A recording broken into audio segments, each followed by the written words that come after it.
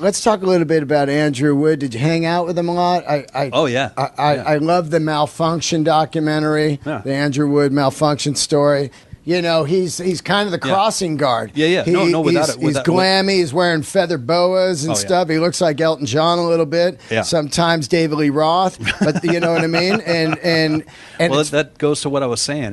Nobody was trying to do each other. They were just trying to do themselves. And Andy was certainly, and Lovebone was certainly themselves. And you know, the great band, all the guys in the band, and Jeff Ament's kind of artwork and look, you know, he has always been really, you know, there's nobody that does the merch, does the design, does cool shit for the fans better than Jeff Ament. And he's been doing it from that apple on with all the paper mache apple.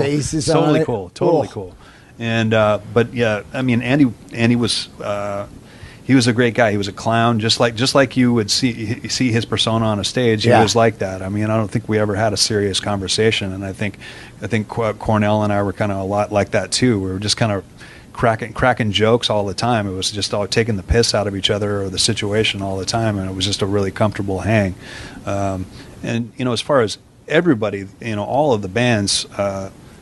Nirvana was kind of outside of our camp because our camp was Lovebone, Soundgarden, and Alice. We were all under the same management in the same buildings, and Nirvana was kind of outside that. So I didn't really know those guys that much. I knew Krist probably the best, and I mean I never even hung with Kurt in Seattle. The first and only time I ever spent time and hung with Kurt was in Rio in my hotel room when we hung out for a couple of hours, and that was a really great hang, and we had a good talk. But this is, you know, we're two Seattle guys, and we've never fucking hung out. That's crazy, right? Yeah. So I always remember that time with him, and it was kind of special, but also really odd because every day we were around each other. You know, we're going up the opposite. Chris is there for doing this. Kim's doing this. Jeff's up there. So, you know, we're just, you know, working on posters for this. Okay, we got to go out and put our posters around the deal. We got to sell some tickets. You know, flyering. You know, all of that shit. Yeah. Doing little tiny interviews with fanzines and shit like that, and returning fan mail, all of that crap. You know, it was fun. It was totally mom and pop. It wasn't big time, you know, and it wasn't it